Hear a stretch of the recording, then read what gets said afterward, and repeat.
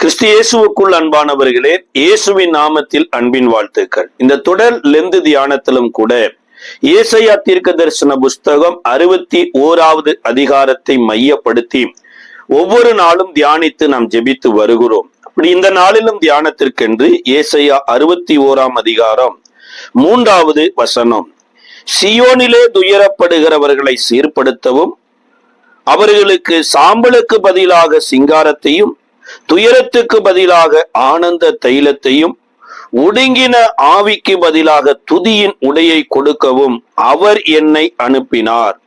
அவர்கள் கர்த்தர் தம்முடைய மகிமைக்கென்று நாட்டின நீதியின் விருட்சங்கள் எனப்படுவார்கள். நாம் ஒவ்வொரு நாளும் தேவனாலே கிடைக்கக்கூடிய மாறுதலான காரியங்களை பார்த்து வருகிறோம். அதாவது இருளுக்கு பதிலாக வெளிச்சத்தையும், வறுமைக்கு பதிலாக ஐஸ்வர்யத்தையும், வியாதிக்கு பதிலாக சுகத்தையும் என்பதைப் போல தேவன் இல்லாமல் வாழ்ந்தது நிமித்தமாய் வரக்கூடிய வேதனைகள், துன்பத்தையோ தேவன் அண்டையில வந்தபோது தேவனால் கிடைத்த ஆசீர்வாதங்களையும் தியானித்து வருகிறோம். அதுல இன்றைக்கு கூட ஒடுங்கின ஆவிக்கு பதிலாக துதியின் ஆடையை தேவன் கொடுக்கிறார் என்கிறார். இப்ப ஒடுங்கின ஆவி என்பதை மொழிபெயர்ப்புல எப்படி சொல்லப்பட்டு இருக்குதுன்னா, விரக்தியான வாழ்க்கை. இன்றைக்கு எத்தனையோ பேருடைய வாழ்க்கையில பாருங்க, நம்பிக்கையற்ற ஒரு நிலைமை வந்து விடுகிறது. ஏன் வாழ்றோம், எதற்காக வாழ்றோம், அல்லது நம்மளுடைய வாழ்க்கையில மாத்திரம் ஏன் இப்பேற்பட்ட காரியங்கள் தொடர்ச்சியா நடந்து கொண்டே இருக்கிறது என்பதை போல அநேகர் புலம்பிக் கொண்டு இருக்கிறோம்.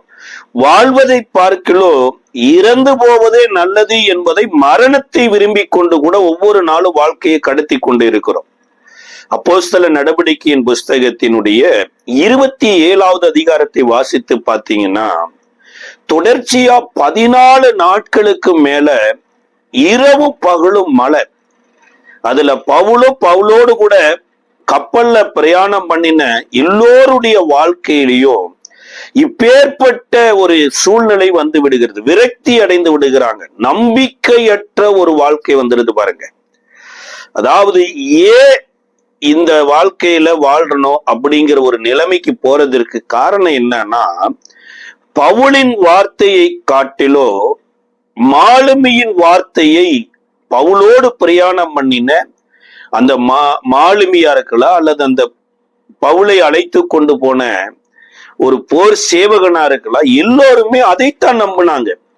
பவுல் தேவனாலே தெரிந்து கொள்ளப்பட்ட ஒரு மனிதன், தேவனுடைய நாமத்தை அறிவிக்கும்படி அபிஷேகம் பண்ணப்பட்ட மனுஷன். அவருடைய வார்த்தையை காட்டிலோ தேசத்துல நல்ல அறிவு பெருத்தவர்கள் அல்லது நல்ல ஞானம் உள்ளவர்கள், எல்லா விதத்திலும் தேறினவர்கள் என்கின்ற அப்பேற்பட்ட மக்கள் மேல நம்பிக்கை வைக்கிறது இப்பேற்பட்ட இடத்துல கொண்டு போய் தள்ளிரும் பாருங்க. அதனால 14 நாள் இரவும் பகலும் மழையினால சூரியனையோ சந்திரனையோ நட்சத்திரங்களையோ காணல. அதாவது பகல்ல பிரச்சனையாகி இரவுல ஒரு இளைப்பாறுதல் கிடைச்சா பரவாயில்ல, அல்லது இரவுல ஒரு பிரச்சனையாகி பகல்ல ஒரு இளைப்பாறுதல் கிடைச்சாலும் பரவாயில்ல.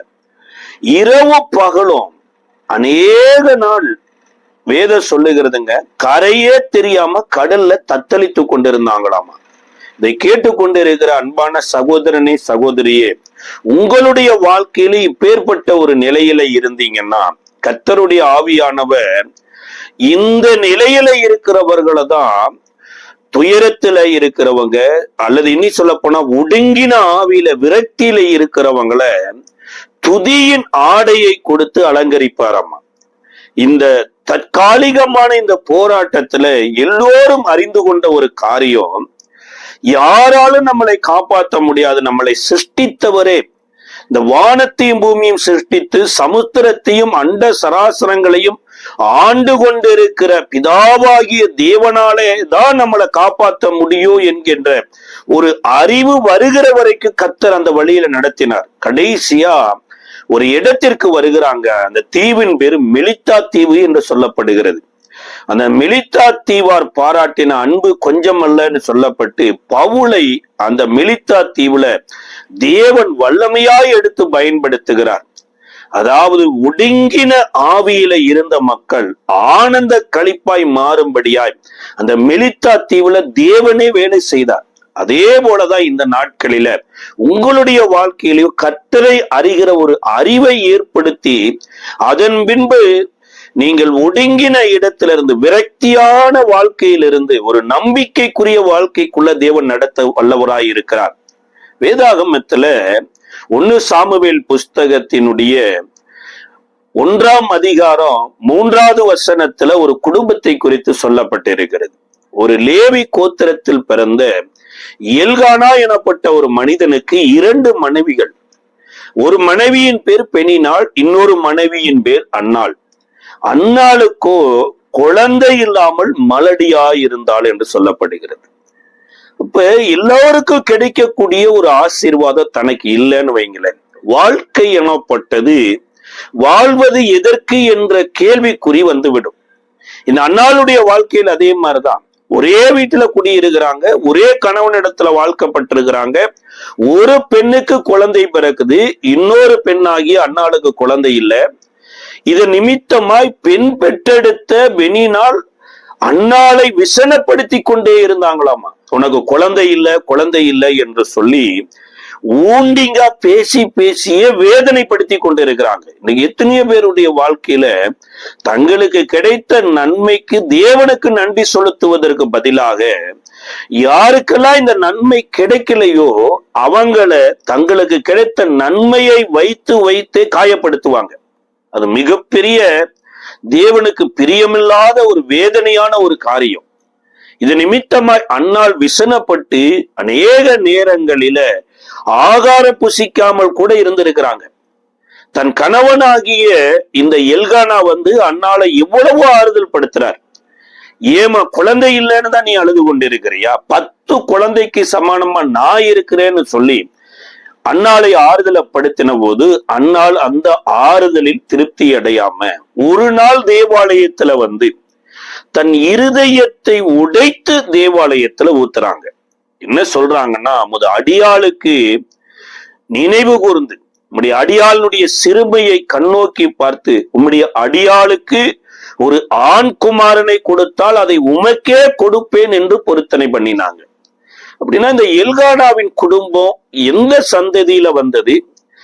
எல்கானாவின் குடும்பத்துல இன்றைக்கு நடந்து கொண்டிருக்கிற காரியங்கள் என்ன என்று சொல்லி வேதாகமத்தை நன்கு வாசித்து பார்த்தீங்கன்னா 1 நாளாகம புஸ்தகத்தினுடைய 6வது அதிகாரத்துல எல்கானாவினுடைய சந்ததியை குறித்து சொல்லப்பட்டிருக்கு. அவங்க லேவி கோத்திரத்தில் வந்த ஒரு மக்கள்.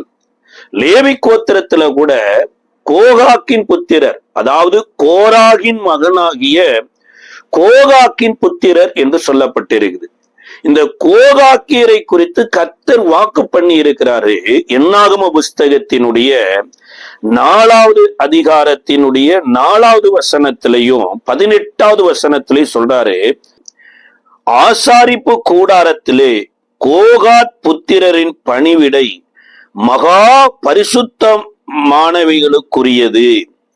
அதே 18வது வசனத்துல சொல்லும்போது சொல்றாரு, லேவியருக்குள்ளே கோகாத் வம்சமாகிய கோத்திரத்தார் அழிந்து போகாதபடி பாருங்கள் அப்படிங்கிறார். அதாவது இவங்களுக்கு கர்த்தர் கொடுத்த வேலை என்ன அப்படின்னா பரிசுத்தமான வேலையை கொடுத்திருக்கிறார். அதோடு கூட இந்த பரிசுத்தமான வேலை செய்கிறவங்க அழிந்து போகாதபடி பாருங்கள் என்று சொல்லியிருக்கிறார். அப்ப இந்த கோகாத்தின் வம்சத்துல கோராகு இப்ப ஆரோனுக்கும் மோசேக்கு விரோதமாக சில மக்களை கூட்டிக் கொண்டு நாங்களும் ஆரோனுடைய பிள்ளைகளை போல ஆசாரிய ஊழியம் செய்வோம் என்று போராட ஆரம்பிக்கிறாங்க. சார், நமக்கு கொடுக்கப்பட்டு இருக்கிற ஆசீர்வாதத்தை அநேக நேரம் நம்ம பார்க்கலன்னு வைங்களே, எதையோ ஆசீர்வாதமா பார்ப்போம். இன்னைக்கு எத்தனையோ பேரு இதுல திருப்தி அடைகிறதே இல்லை பாருங்க.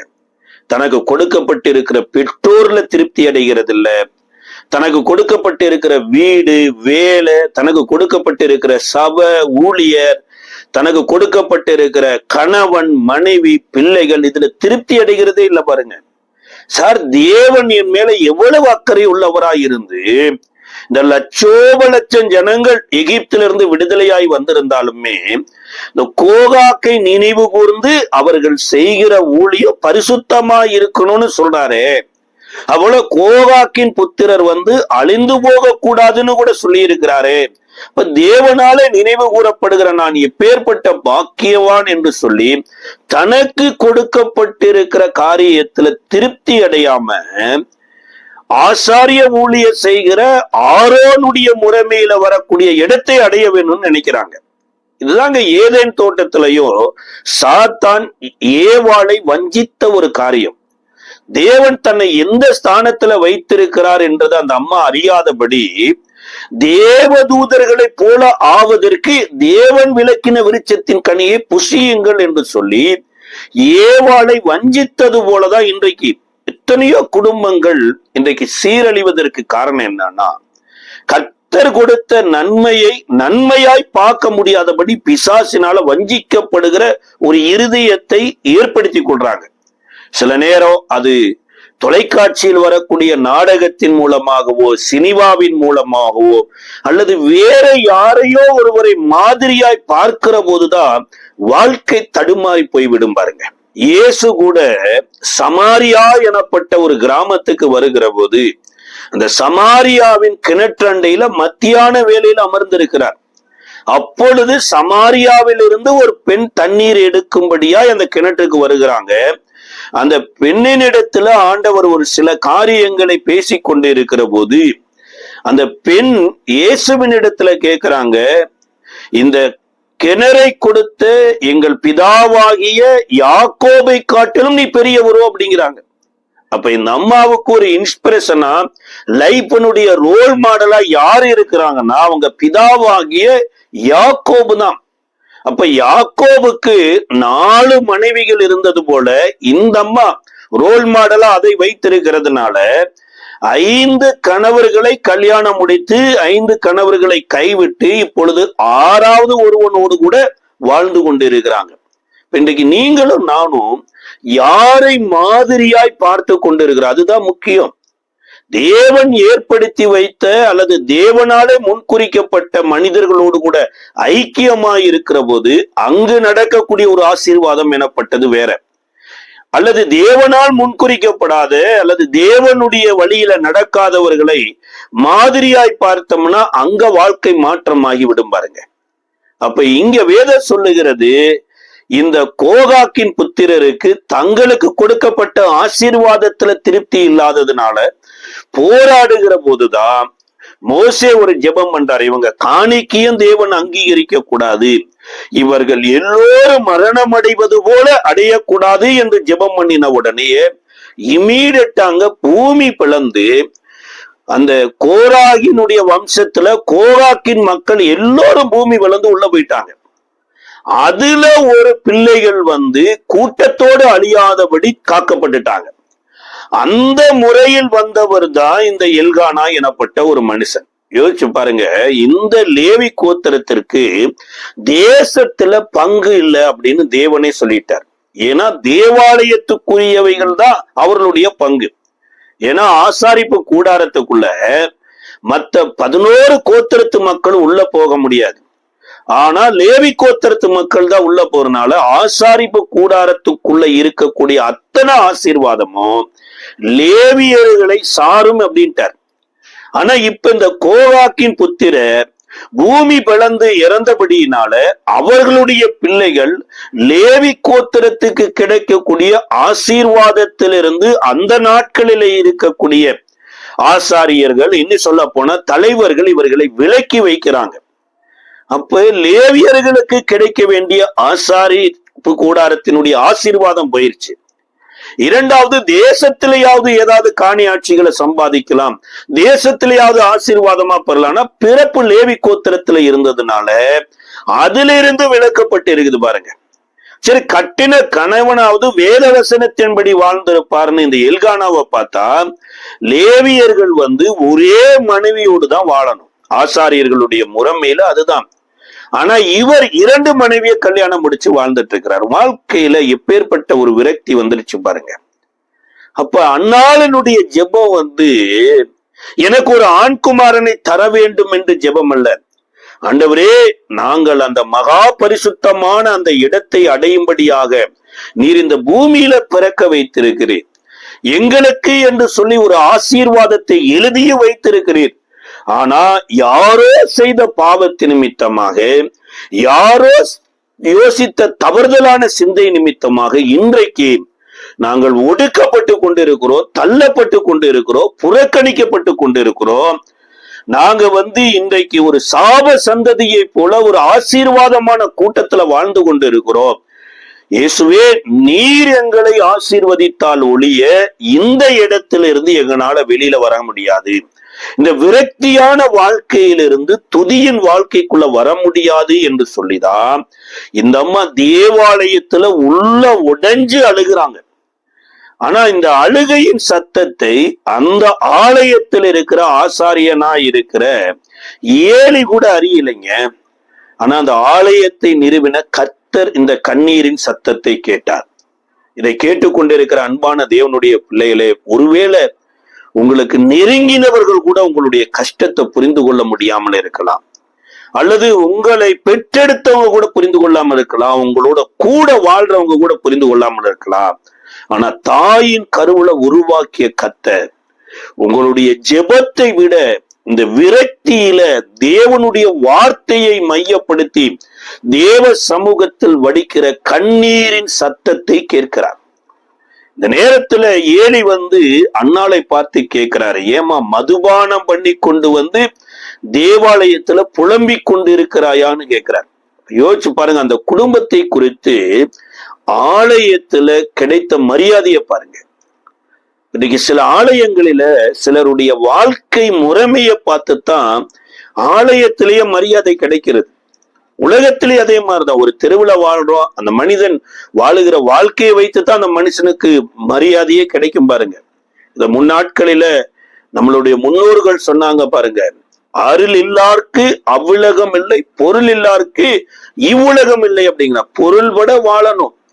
நான் வாழ்றதுக்கு ஒரு அர்த்தம் இருக்குது. ஒரு மனைவியோட எப்படி வாழ்றேன், ஒரு கணவனோடு எப்படி வாழ்றேன், ஒரு பிள்ளையோடு எப்படி வாழ்றேன், ஒரு பெற்றோரோடு எப்படி வாழ்றேன், இந்த உலகத்துக்கு என் வாழ்க்கை என்னத்தை பாடமாக காண்பிக்குது என்று சொல்லி முன்னாட்களில் இருந்த முன்னோர்கள் நமக்கு வாழ்ந்து காமிச்சாங்க. இன்றைக்கு எத்தனையோ வாலிப சமுதாயம் சீரழிந்து போய் கொண்டிருக்குது. ஏன் இப்படி வாழ்றேன்? கல்யாணத்துக்கு முன்னாடியே உறவுகள்ல வாழ்ந்து கொண்டிருக்கிற எத்தனையோ மோசமான ஒரு சந்ததி இந்த காலத்துல எழும்பி கொண்டிருக்குதுங்க. இயேசு சொல்லும் போது சொல்றாரு, மனுஷகுமாரன் வருகிற போது நோவாவின் காலத்தில் நடந்தது போலவே நடக்கும் அப்படிங்கிறார். நோவாவின் காலத்துல நடந்த அநேக அக்கிரமங்கள்ல ஒன்று என்னன்னா, ஜனங்கள் தேவனற்றவர்களா வாழ்ந்தாங்க, ஆசாரியரற்றவர்களா வாழ்ந்தாங்க, ஆலயமற்றவர்களா வாழ்ந்தாங்க, தங்கள் வாழ்க்கையை தாங்களே தெரிந்தெடுத்து கொண்டிருந்தாங்க. அதுல ஒன்று என்னன்னா, லிவிங் டுகெதர். யாரு யாரோட வாழ்ந்து கொண்டான். அநேக பெண் கொண்டார்கள் அப்படிங்கிறார். வேணும்னா பெண் வச்சுக்கலாம், வேண்டாம்னா கழட்டிக்கலாம். முடிந்தா வாழ்ந்து பார்க்கலாம், அண்டர்ஸ்டாண்டிங் ஆச்சுன்னா குடும்பத்தை தொடரலாம். இல்லையா இடையிலேயே நம்ம அவங்களை கலட்டி விட்டுட்டு வேற யாரையாவது தெரிந்து கொள்ளலாம் என்று நோவாவின் காலத்துல நடந்தது. அதுவே இந்த நாட்களிலும் அநேக கல்லூரிகளில படிக்கிறவங்க, வெளிநாடுகளில படிக்கிறவங்க, வெளி மாநிலத்திலிருந்து தமிழ்நாட்டுல படிக்கிற எத்தனையோ வாலிப சமுதாயத்துக்குள்ள இந்த சமூக சீரழிவு எனப்பட்டது இருக்குது. அப்ப இப்பேற்பட்ட ஒரு வாழ்க்கை வாழ்ந்து கொண்டு இருக்கிற இந்த வாழ்க்கையில ஒரு பரிசுத்தமான ஒரு சந்ததியை எழுப்பணும், தேவனுக்கென்று ஒரு மாதிரியான ஒரு வாழ்க்கை வாழணுமா இருந்தா அன்னாளை போல தேவ சமூகத்துல கதறி அழ வேண்டியது இருக்குது. ஏன்னா அவங்க வீட்டுக்காரர் 2 மனைவியை கல்யாணம் முடிச்சதுனாலேயே இவர் லேவி கோத்திரத்துல ஆசாரிப்பு கூடார ஊழியர் செய்வதற்கு தகுதியற்றவராயிட்டார். ஆனாலும் இந்த அன்னாள் அம்மா விடல, கழுது ஜெபிக்கிறாங்க. என் சிறுமையை கண்ணோக்கி பார்த்து எனக்கு ஒரு ஆண் குமாரனை, எதற்காகனா ஆண்டவரே உம்முடைய வார்த்தை சொல்லி இருக்குது, கோகாக்கின் புத்திரருடைய ஊழியம் பரிசுத்தமானது இருக்குது, கோகாக்கின் புத்திரர் சாகாதபடி பார்த்து கொள்ளுங்கள் என்று எழுதியிருக்கிறார். அதனால எனக்கு இந்த ஆசீர்வாதத்தை தாரு, என் பிள்ளை ஒண்ணு நீங்க கொடுத்தீங்கன்னா அந்த பிள்ளைய இந்த மகா பரிசுத்த ஸ்தலத்துல உள்ள வைத்து தேவனுக்கு ஊழியர் செய்வதை பார்ப்பேன் என்று அழுது ஜெபிக்கிறாங்க. கர்த்தர் இந்த ஜெபத்தை கேட்டுட்டார். இதனாலதான் ஏலியின் மூலமாக இந்த அம்மா கட்டாய கர்த்தருக்கு கொடுப்பாங்களா என்று புடமிடுவதற்கு ஒப்பனையாக ஒரு வார்த்தையை கேட்கிறாங்க. அப்பதான் அந்த அம்மா சொல்றாங்க, இல்ல ஆண்டவரே, நான் மன கிளேசம் உள்ள ஒரு ஸ்திரீ, என் இருதயத்தை தேவனிடத்தில் ஊற்றினேன் அப்படிங்கிறாங்க. அதான் விரக்தியில வாழ்றேன். ஏன்னா லேவியருக்கு கிடைக்கக்கூடிய ஆசாரிப்பு கூடாரத்தினுடைய ஆசீர்வாதமோ நிராகரிக்கப்பட்டு வாழ்றோம். இஸ்ரவேலருக்கு கிடைக்கிற தேசத்தின் காணியாட்சியிலிருந்து தள்ளப்பட்டு வாழுகிறோம். அது மாத்திரமல்ல, ஒரு பரிசுத்தமான ஒரு சந்ததியை இந்த உலகத்துல கொண்டு வர வேண்டும் என்று பரிசுத்த ஊழியர் செய்யும்படியாய் தெரிந்து கொள்ளப்பட்ட சந்ததியில பிறந்தும் கூட நாங்கள் அப்படி வாழாமல் இருக்கிறோம். நான் மன கிளேசம் உள்ள ஸ்திரீன போதுதான் ஏலி அங்கு ஒரு வார்த்தை சொல்லுகிறார். சாமுவேலின் புஸ்தகம் 1ஆம் அதிகாரம் 17வது வசனத்துல, அதற்கு ஏலி, சமாதானத்தோடே போ, நீ இஸ்ரவேலின் தேவனிடத்தில் கேட்ட உன் விண்ணப்பத்தின்படி அவர் உனக்கு கட்டளையிடுவாராக என்றார். அப்ப இஸ்ரவேலின் தேவனிடத்துல கேட்ட விண்ணப்பம். அப்ப இஸ்ரவேலருக்கு என்று சொல்லி கர்த்தர் ஒரு வாக்கு தத்தத்தை கொடுத்திருக்கிறார். அந்த வாக்கு தத்தத்துல ஒன்று என்ன அப்படின்னா, யாத்ராம புஸ்தகத்தினுடைய 23ஆம் அதிகாரம் 26வது வசனம் சொல்லுகிறது, கற்பம் விழுகிறதும் மலடும் உன் தேசத்தில் இருப்பதில்லை, உன் ஆயுசு நாட்களை பூரணப்படுத்துவேன். எப்படி கோகாக்கின் புத்திரருக்கு ஒரு ஊழியத்தை தேவன் வாக்கு பண்ணினாரோ, கோகாக்கின் புத்திரரை சாகாதபடி பாருங்கள் என்று சொன்னாரோ, இஸ்ரவேலுக்கு கொடுக்கப்பட்ட ஒரு வாக்குத்தத்தம் என்னன்னா, கற்பம் விழுகிறதும் மலடும் உன் தேசத்தில் இருப்பதில்லை. அதாவது நீ வைத்திருக்கிற ஆடு மாடுகள் கூட மலடா இருக்காது. அப்ப ஆடு மாடு மிருக ஜீவன்களே மலடா இல்லாமல் இருக்குமானா, இஸ்ரவேலின் தேவனிடத்துல வந்திருக்கிற இஸ்ரவேலின் சந்ததிக்கு ஒரு பெண் மலடாயிருப்பது கர்த்தருடைய சித்தம் அல்ல.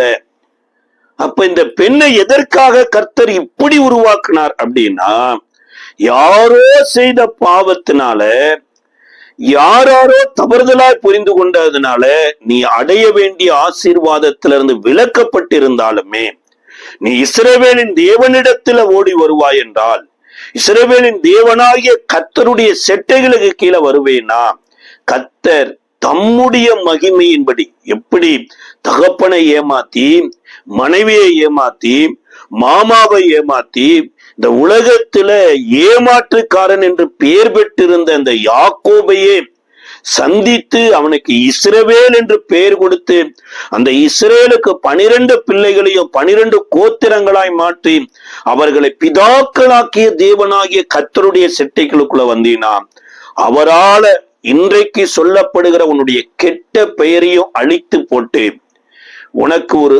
ஆசீர்வாதமான சந்ததியை கொடுத்து அந்த சந்ததியில உன் பெயரை பெருமைப்படுத்த வல்லவராய் இருக்கிறார் என்பதற்கு அடையாளமாகத்தான் ஏலி சொல்றார். நீ இஸ்ரவேலின் தேவனாகிய கர்த்தரிடத்தில் வேண்டிக் கொண்டபடியே அவர் உனக்கு கட்டளையிடுவார். அன்பான தேவனுடைய பிள்ளைகளே, வேத வசனத்தின்படி ஆண்டவருடைய சமூகத்துல வந்து முதலாவது நாம ஆண்டவருடைய அடிமைகளா ஒப்பு கொடுத்தோம்னா, ஒருவேளை யார் மூலமாகவோ நமக்கு அடிமைத்தனம் வந்திருக்கலாம், யார் மூலமாகவோ நம்ம ஒரு சில நுகங்களை சுமந்து கொண்டிருக்கலாம். அவைகளிலிருந்தெல்லாம் கர்த்தர் விடுதலையாக்கி தம்முடைய ஆசீர்வாதத்தினால நிரப்புவார். இந்த விண்ணப்பத்தை கேட்டது மாத்திரமல்ல, இந்த விண்ணப்பத்தின்படியே கர்த்தர் உத்தரவு அருளி வேத சொல்லுங்க, எந்த ஆலயத்துல மலடி என்ற பெயரோடு கூட வேதனையோடு வந்து தேவ சமூகத்துல அழுது கொண்டிருந்த இந்த அன்னாள் சாமுவேலை பெற்றெடுக்கிறாங்க. இந்த சாமுவேலை தாய் பால் மறக்க பண்ணின பின்பு தேவாலயத்துல கொண்டு வந்து விடுறாங்க. கர்த்தருடைய சத்தத்தை கேட்கிற, அதாவது பழைய ஏற்பாடு காலகட்டத்துல இயேசுவை போல 5 விதமான ஊழியங்களையும் செய்த ஒரு பரிசுத்தவானாய் இந்த சாமுவேல் வருவதற்குத்தான் அன்னாளை கர்த்தர் இந்த ஒடுங்கின ஆவிக்குள்ள வாழ்க்கையில நடத்துறார். அதாவது விரக்தியான நம்பிக்கையற்ற ஒரு வாழ்க்கையில நடத்தி, யோசிச்சு பாருங்க, ஆரோனுடைய பிள்ளைகள் செய்ய வேண்டிய ஊழியத்தை காட்டிலும் மகிமையான ஊழியத்தை செய்யக்கூடிய ஸ்தானத்திற்கு சாமுவேலை கொண்டு வந்துட்டார். அந்த நாட்களில ஏலியின் பிள்ளைகள் மோசமான ஊழியம் செய்துட்டு இருந்தாங்களாமா. அவங்களுக்கெல்லாம் வாய்ப்பு கிடைச்சிட்டு இருந்தது. ஆனா ஏங்கி கொண்டிருக்கிற கோகாக்கின் புத்திரர் புறக்கணிக்கப்பட்டிருக்கிறாங்க. ஆனா சாமுவேல் எனப்பட்ட ஒரு பிள்ளையாண்டான் பிறந்ததுக்கு அப்புறம் இந்த அன்னாள் தேவாலயத்துல கொண்டு விடுறாங்க. கர்த்தரே மகா பரிசுத்த ஸ்தலத்துல இருந்து சாமுவேலை கூப்பிடுகிறார். இப்போ மகா பரிசுத்த ஸ்தலத்துக்கு போகணுமா இருந்தா அநேக முறைமைகளை கர்த்தர் மோசேயின் மூலமா கொடுத்திருக்கிறார். முதலாவது முறைமை என்னன்னா, அவங்க ஆரோனுடைய வம்சத்துல பிறந்திருக்கணும், ஆரோனுடைய பிள்ளைகளா இருக்கணும். இரண்டாவது, அவங்க விருத்த சேதனம் பண்ணப்பட்டிருக்கணும். ஆரோனுடைய பிள்ளைகளா இருந்தும் விருத்த சேதனம் பண்ணப்பட்டு இருந்தாலுமே அவர்கள் குள்ளனாகவோ சொரியனாகவோ அங்கவீனம் உள்ளவனாகவோ மற்ற எந்த பலவீனத்தோடு இருந்தா கூட இந்த மனிதன் மகா பரிசுத்தமான ஸ்தலத்துக்குள்ள போக முடியாது. அப்ப ஆரோனுடைய பிள்ளைகளாய் இருந்தாலுமே பரிசுத்தமாய் இருந்தா தான் போக முடியும். இரண்டாவது, இந்த ஆசாரிப்பு கூடாரத்துக்குள்ள போவதற்கு இந்த ஆரோனுடைய பிள்ளைகளுக்காகவும் ஒரு ஆடு பலியா இருக்கணும். அந்த ஆடு கூட பழுதற்றதா இருக்கணும். அதனுடைய ரத்தத்தை எடுத்துக்கொண்டுதான் போகணும். மூன்றாவது, தேவன் ஏற்படுத்தி வைத்த வஸ்திரத்தை உடுத்தி இருக்கணும். பாருங்க, மேலங்கியிலிருந்து மார்க்கவசத்திலிருந்து கச்சையிலிருந்து தலைப்பாகையிலிருந்து எல்லாம் பர்ஃபெக்டா உடுத்தி இருந்துதான் இந்த மகா பரிசுத்த ஸ்தலத்துக்குள்ள போகணும். ஆனா இந்த சாமுவேல் எந்த முறைமையிலையும் வரல, ஆரோனுடைய முறைமையிலையும் வரல. அல்லது இந்த சாமுவேலை பரிசோதித்து பார்த்தாங்க, இவர்கிட்ட இந்த பலவீனம் இருக்குது, இப்பேற்பட்ட பலவீனத்துக்குரிய மனுஷன் என்று யாரும் சோதிக்கவும் இல்லை. அடுத்து ஆரோனுடைய முறைமையின்படி வரக்கூடிய ஆசாரியன் உடுத்த வேண்டிய வஸ்திர தலைப்பாகை கச்சை எதுவுமே இல்லை. கர்த்தர் மகா பரிசுத்த ஸ்தலத்திலிருந்து கூப்பிடுகிறார், சாமுவேலே சாமுவேலே என்று கூப்பிடுகிறார். சாமுவேல் தேவ சத்தம் கேட்டு பழக்கப்படாததுனால ஒருவேளை ஏலிதான் கூப்பிடுகிறார் என்று ஏலியின் இடத்துல ஓடுறார். ஏலி சொல்றாரு, மகனே நான் உன்னை அழைக்கவில்லை, நீ படுத்துக்கொள்ள அப்படிங்கிறார். இரண்டாவது விசை கர்த்தர் கூப்பிடுகிறார். இரண்டாவது விசையும் ஏலியின் இடத்துல போகிறார். அதாவது மகா பரிசுத்த ஸ்தலத்திற்கும் சாமுவேல் படுத்திருக்கிற இடத்திற்கு இடையில தான் அந்த அப்பங்கள் வைக்கப்படுகிற ஸ்தானம் இருக்கிறது, மேஜை இருக்கிறது, இந்த திரைச்சிலை இருக்கிறது. இந்த திரைச்சிலையின் இடத்துலதான் ஏலி படுத்திருக்கிறார். இப்ப மூன்றாவது விசை கர்த்தர் கூப்பிடுகிற போது இப்ப ஏலியின் இடத்துல மறுபடி போன போது ஏலி தெரிந்து கொள்றார், ஏதோ ஒரு காரியம் நடந்து கொண்டிருக்குது. அதனால சாமுவேலே அடுத்த முறை நீ கூப்பிட்டா இதோ அடியேன் இருக்கிறேன் என்று சொல்ல அப்படிங்கிறார். சில நேரங்கள்ல சில ஊழியர்கள் நம்மளை நடத்தி விட்டுருவாங்க பாருங்க. எல்லா ஊழியர்களும் கர்த்தரின் பக்கத்துல நடத்துறது இல்ல. ஆனா அந்த ஏலி தாம் பிள்ளைகளை கர்த்தரின் பக்கத்துல நடத்தினாரோ இல்லையோ, அந்த அன்னாள் அர்ப்பணித்து கொடுக்கப்பட்ட இந்த சாமுவேலை மூன்றாவது விசை சொல்லுகிறாரு, சொல்லும் அடியேன் கேட்கிறேன் என்று சொல்ல என்ற போது அதே வார்த்தையை நாலாவது விசை கர்த்தர் கூப்பிட்ட போது சாமுவேல் சொல்லும் அடியேன் கேட்கிறேன் என்று மகா பரிசுத்த ஸ்தலத்துக்குள்ள போயிட்டாருங்க. யோசிச்சு பாருங்க, மகா பரிசுத்த ஸ்தலத்துக்குள்ள ஆரோனுடைய முறைமையின்படி எல்லாமே இருந்தும் கூட ஏதோ ஒரு பாவம் செய்து ஒரு மனுஷன் உள்ள போயிருப்பானா அவன் செத்து போயிருப்பான், அவன் உயிரோட திரும்பி வர முடியாது. அதனாலதான் இந்த ஆசாரியன் உள்ள போகும்போது கனியையும் மணியையும் கட்டி அவனுடைய கால்களில கயிறையும் கட்டி இருப்பாங்களாம். ஏன் அப்படின்னா, ஒருவேளை பாவம் செய்து உள்ள இறந்து போயிட்டார்னா உள்ள அந்த இடத்துக்கு போகக்கூடாது, கைத்தினாலே அவரை இழுத்து விடணும், அதற்காக. ஆனா இந்த சாமுவேல் எந்த கனியும் மணியும் கட்டல, மகா பரிசுத்த ஸ்தலத்துக்குள்ள போய் முகமுகமாய் தேவன் இந்த சாமுவேலோட பேசுறார். ஏலியினுடைய வீட்டாருடைய பாவத்தை குறித்து சொல்லுகிறார். அவருடைய பாவம் காணிக்கையிலாவது பலியினாலும் நிவர்த்தியாவது இல்லை என்ற போது தேவ சத்தம் கேட்டு கொண்டிருந்த சாமுவேல் எனும் பிள்ளையாண்டன் தேவாலயத்துக்குள்ள மகா பரிசுத்த ஸ்தலத்துக்கு உள்ளேயே தூங்கிட்டாருங்க.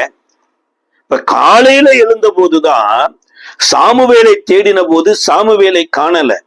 கடைசியா கதவு திறந்த போது மகா பரிசுத்த ஸ்தலத்துல இருந்து ஒரு பலவீனமுமே இல்லாம சாமுவேல் வெளியே வருகிறார். வெளியே வந்தது மாத்திரமல்ல, இப்ப ஏலி சாமுவேலை பார்த்து கேட்கிறார், கர்த்தர் உன்னிடத்துல என்ன சொன்னாரு? ஒன்றையும் மறைக்காம எனக்கு சொல்லு. அப்படி சொல்லலேனா அதன் மேல் வரக்கூடிய தண்டனை உன் மேல வரும் அப்படிங்கிறார். கர்த்தர் சொன்ன அனைத்தையும் ஏலியின் இடத்துல சாமுவேல் விவரித்து சொல்லுகிறார். யோசிச்சு பாருங்க, இதே ஆலயத்துல இந்த அன்னாளம்மா விரக்தியோடு கூட வாழ்ந்து கொண்டிருந்தாங்க. இன்னைக்கு அதே ஆலயத்துல தாம் பிள்ளைய கொண்டு போய் உள்ள விட்டுட்டு 2வது அதிகாரத்துல பாட்டு பாடி துதித்தாங்க பாருங்க. அதே மாதிரிதான் இந்த நாட்களில ஒருவேளை உங்களுடைய வாழ்க்கை, என்னுடைய வாழ்க்கையில யாரோ செய்த காரியத்தின் மூலமா ஒடுங்கி நம்பிக்கையற்ற நிலைமையில நீங்க வாழ்ந்து கொண்டிருக்கலாம். ஆனா வானத்தையும் பூமியை உண்டாக்கிய கர்த்தர் அந்த மகா பரிசுத்த ஸ்தலத்துல வருவதற்கு அவரே திரும்பி பிறக்க வைக்கிறார். அதாவது எல்லோருடைய பிறப்புக்கு பின்னணியில பாத்தீங்கன்னா அவங்களுடைய பெற்றோருடைய பெயர் இருக்கும், அல்லது இன்னாருடைய மகன் என்று சொல்லப்பட்டிருக்கும். இதை குறித்து 1 நாளாகம புஸ்தகம் 6ஆம் அதிகாரத்தினுடைய 26, 27, 28 வசனங்களில எல்கானாவின் குமாரரில் ஒருவன் சேப்பாய், இவன் குமாரன் நாதாப், இவன் குமாரன் எலியாப், இவன் குமாரன் எரேகாம், இவன் குமாரன் எல்கானா. சாமுவேலின் குமாரர் அவனுடைய முதற் பேரான வஸ்னி, அபியா என்பவர்கள். அதாவது சாமுவேல் எல்கானாவின் குமாரன் என்று சொல்லப்படலாம், அல்லது சாமுவேலினுடைய அப்பா எல்கானா என்று சொல்லப்படாம சாமுவேலை தனியாக தேவன் வேதத்தில் எழுதி வைக்கிறார். இப்ப ஏன் அப்படின்னா, இந்த சாமுவேல் தேவனாலே பிறந்தவன், தேவனுக்காக பிறந்தவன்.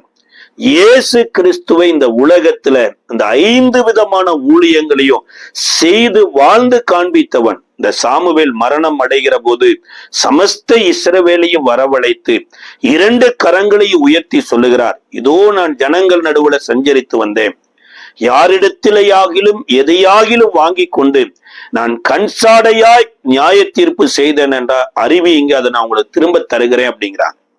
அப்ப ஜனங்களும் சொல்றாங்க, நீ பரிசுத்தவான் என்பதற்கு தேவனும் சாட்சி, நாங்களும் சாட்சி அப்படின்னு.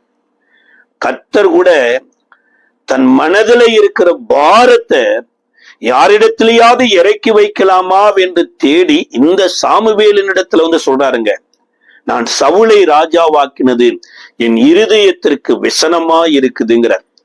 யோசிச்சு பாருங்க, ஒடுங்கின ஆவியில விரக்தியின் வாழ்க்கையில வாழ்ந்து கொண்டிருந்த அன்னாளுக்கு பிறந்த பிள்ளையின் இடத்துல வானத்தையும் பூமியை உண்டாக்கிய கர்த்தர் வந்து நான் சவுலை ராஜாவாக்கினது என் இருதயத்திற்கு விசனமா இருக்கிறார்னா, இதை காட்டிலும் மேலான ஆசீர்வாதம் ஒன்று இருக்குதுங்களா?